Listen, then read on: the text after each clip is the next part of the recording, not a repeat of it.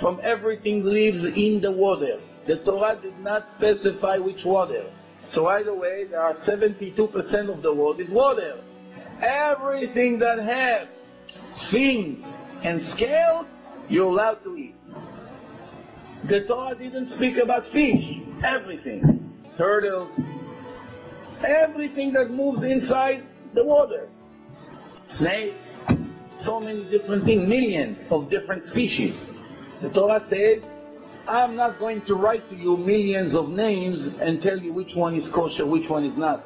Because if I'm going to have to do it, nobody would read it anyway, and the size of the book will be all the way from here to Israel.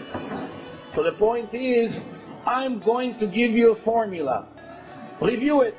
Whatever you catch, check if it has scales and fins. If yes, kosher. If it doesn't have one of them, or obviously doesn't have both of them, it's not kosher. Come the oral Torah and tell us 7 words. Let's pay attention to those words. This is making a statement, this is a fact. Everything in the oceans that have scales must have fins. That means you will never find ever inside a river or a lake or an ocean ever something that have scales and at the same time did not have fins. That means if one of us, anyone, would be able one day to bring one fish, or for instance a snake has a body, a long body with a tail. If somebody will find a snake that has scales, that when you scratch them they fall out of the body, and it did not have fins, that will be the end of Judaism. That's the first mistake in the Torah. What human being is able to write such a thing 3,318 years ago? Even today. Do you know anyone that has such knowledge?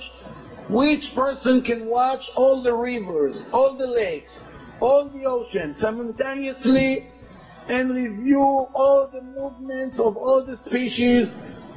Billions of things are moving, and to determine and to write such a thing, you're never going to find something that has scales that did not have fins at the same time. If you find something with scales and no fins, that means it's the first mistake in the Torah, it's not divine, and the rest is obvious. Amazing. Not only that, when the Torah was given, more than half of the species that lives in the ocean were not even exist. Today, as we speak, there's always a mixture between the species. Naturally, artificially, in museums, by scientists, they're always mixing between different kinds of fish.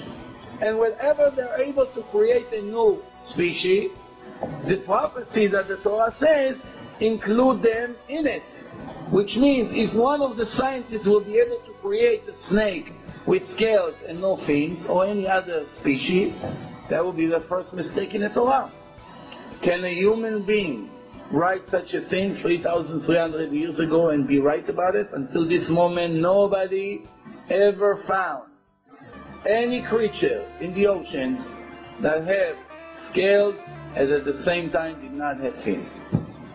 We give the credit to Christopher